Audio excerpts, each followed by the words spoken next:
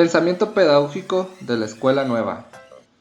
La escuela nueva representa el más vigoroso movimiento de la renovación de la educación después de la creación de la educación pública burguesa. La idea fundamental del acto pedagógico en la acción, en la actividad del niño, ya se veía gestado desde los inicios de la escuela alegre, seguido por la pedagogía romántica y naturalista. La teoría y la práctica de la escuela nueva valora la autoformación y la actividad espontánea del niño. La teoría de la escuela nueva proponía que la educación fuera investigadora de los cambios sociales y al mismo tiempo se transformara porque la sociedad estaba en constante cambio. La escuela ha sido siempre y será un reflejo de la sociedad y por ello es siempre sensible a los problemas que se plantean en ella. La educación nueva o la escuela nueva encuentra su punto de partida en las decepciones y en las lagunas que aparecen como características de la educación tradicional. Se consideran varios pioneros dentro del marco de la escuela nueva. Sin embargo, entre los más destacados podemos mencionar a Adolfo Freire, de 1879 y muere en 1960. Él era un educador, escritor y conferencista suizo. Consideraba que el impulso vital espiritual es la raíz de la vida, fuente de toda actividad, y que el deber de la educación sería conservar y aumentar ese impulso de vida. Para él, el ideal de la escuela activa es la actividad espontánea, personal y productiva. La educación nueva sería integral refiriéndose al aspecto intelectual, moral y físico. También sería activa y práctica, entre paréntesis, con los trabajos manuales, obligatorios e individualizada. Y también la consideraba como autónoma. ¿Sí? Freire logró sintetizar corrientes pedagógicas distintas en sus manifestaciones, pero unidas a la manifestación de colocar al niño en el centro de las perspectivas educativas. Esto es algo muy común que vamos a ver durante el estudio de estos autores, que siempre trataban de poner al niño al centro de la educación.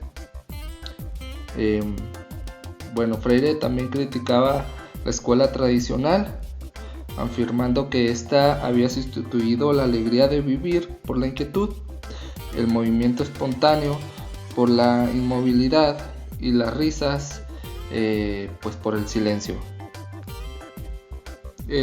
Otro educador, en este caso norteamericano, relacionado a la escuela nueva fue John Dewey, 1859 y murió en 1952.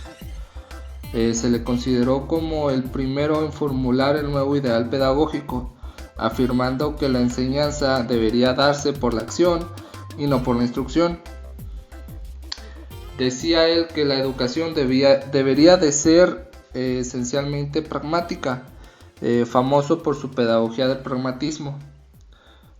Buscaba la convivencia democrática y era instrumentalista. No por ello cuestionaba la variedad de clases sociales. El objetivo de la educación se encontraría en el propio proceso, y a su vez la educación se confundiría con el propio proceso de vivir. Se trataba de aumentar el rendimiento del niño siguiendo los propios intereses de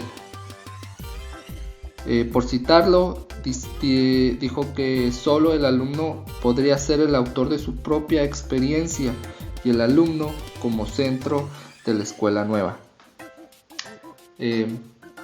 Otro colaborador sería William Kilpatrick, de 1871 y murió en 1965. Su principal contribución fue el método por proyectos, centrado en una actividad práctica de los alumnos, de preferencia manual en este caso. Los proyectos podrían ser manuales, como una construcción de descubrimiento, como una excursión, como una competencia en el juego, como la comunicación en la narración de un cuento, por ejemplo. Y bueno, a su vez fue discípulo de John Dewey. Por lo tanto, al igual que él, se preocupaba por la formación del hombre para la democracia y para una sociedad cambiante. Otro autor más, tenemos a Ovidio de Crowley, de 1871 y murió en 1932.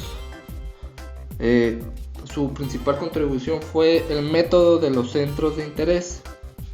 Estos centros serían para él la familia, el universo y el mundo vegetal y el mundo animal, entre otros.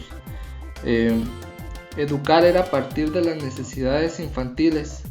Los centros de interés desarrollaban la información, la asociación y la expresión. A diferencia del método de proyectos, el anterior que mencionamos, este método de centros de interés no implicaba la realización de algo, de algo fijo a un producto. Otra pedagoga muy conocida, María Montessori, de 1870 a 1952. Ella era una médica y educadora italiana, con su método de recuperación de niños deficientes, y también más conocida porque fue quien desarrolló la casa de niños para preescolar. Se considera una contribución enorme por parte de ella debido a la cantidad y materiales pedagógicos que creó, y que en la actualidad son utilizados aún en miles de preescolares por todo el mundo. Por primera vez, con ella se construyó un ambiente escolar con objetos pequeños para que el niño tuviera un pleno dominio sobre ellos, lo que eran sillas, mesas, estantes, entre otras cosas. Con materiales concretos, Montessori conseguía hacer que los niños, por medio del tacto, por medio de la presión, pudiera distinguir de colores, de formas, de espacios, de ruidos y de todo lo demás. También tenemos otro educador, contribuyente del movimiento de Escuela Nueva, que es Edward Claparede, de 1873 y 1940. Fue un educador suizo que prefirió dar a la escuela activa otro nombre, que sería la escuela funcional. A este personaje se le conoció principalmente por la teoría de la escuela funcional. Él decía que la actividad debería de ser individualizadora sin ser individualista, y al mismo tiempo social y socializadora, ¿sí? Refiriéndose a que el conocimiento se genera de manera individual, pero no de manera egoísta. Siempre se está en un contexto social para poder socializar lo aprendido y aprender de los demás. Consideraba la escuela con una misión que consiste en que el niño debe de ser el centro de los programas y de todos los métodos escolares, y consideraba la propia educación como adaptación progresista y progresiva de los procesos mentales y ciertas acciones determinadas por ciertos deseos. Decía que la escuela, vuelvo a repetir, debe de ser activa y sacar provecho del juego. Retoma un poquito lo que es la teoría de Froebel acerca del juego, debido a que este estimula al máximo la actividad genuina del niño. Otro personaje también muy conocido en los aspectos educativos es Jean Piaget, de 1896 y fallece en 1980. Investigó principalmente la naturaleza del desarrollo del niño y propuso un método de la observación del niño.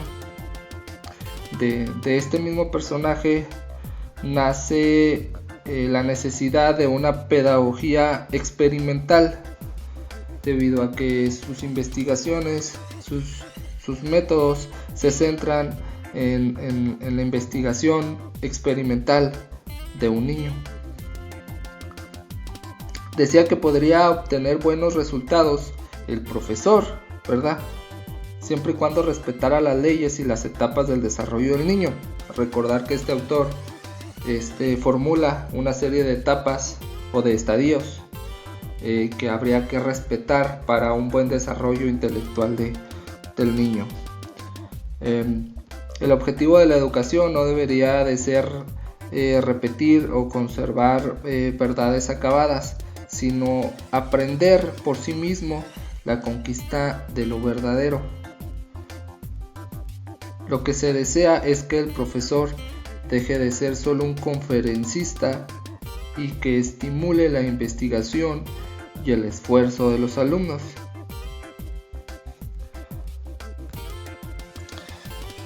Por último, dentro de los educadores, de los pedagogos e investigadores que vamos a mencionar, tenemos a Robert Cousin, de 1881 y 1973.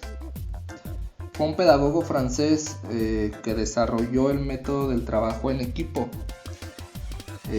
adaptado y utilizado todavía hasta la fecha. Este método, pues como hemos de imaginar, se opone a un carácter rígido de las escuelas memorísticas y tradicionales, aunque sin duda alguna aún en la actualidad pues tendemos a mezclar estos aspectos. Él decía que habría que sustituir el aprendizaje individual y propuso, debido a que en aquella época el mobiliario de la escuela estaba sujeto al piso, bueno, pues él propuso que este fuera desclavado para que los alumnos pudieran formar equipos durante las clases y quedar uno enfrente de otro, pues para brindar paso al proceso de trabajo en equipo que muchos ya conocemos. ¿Qué consideraciones debemos de tener en cuenta durante la escuela nueva? Bien, algunos otros rasgos, por ejemplo, se dice que aunque no haya una relación directa entre la escuela nueva y el tecnicismo pedagógico, el desarrollo de las tecnologías de la enseñanza debe mucho a la preocupación escalonovista por los medios y las técnicas educativas que contribuyeron a la educación. Sí, en este sentido podríamos poner la contribución de Skinner, que fue considerable con sus técnicas psicológicas del condicionamiento humano aplicables a la enseñanza-aprendizaje. También dice que los métodos de la escuela nueva se perfeccionaron y llevaron al salón de clase la radio, el cine, la televisión, el video, la computadora, etc. ¿Sí? Innovaciones que conciernen a los educadores de la época. Posteriormente a la segunda mitad del siglo viene con una visión un poquito más crítica el ya conocido educador brasileño Paulo Freire. Sí, él hace una denuncia de carácter crítico, de carácter social, a la escuela nueva, ¿Por qué? Bueno, pues porque él observa que la escuela podría servir tanto para la educación como práctica dominante, como para la educación como práctica de la libertad. Decía que la educación nueva no fue un mal, no fue un mal como muchos otros autores sostenían durante este periodo, debido a que ella presentó en la historia de las pedagogías un considerable avance. Sin embargo, el respeto por el niño pregonado por la escuela nueva equivale muchas veces a renunciar a la dirección educativa.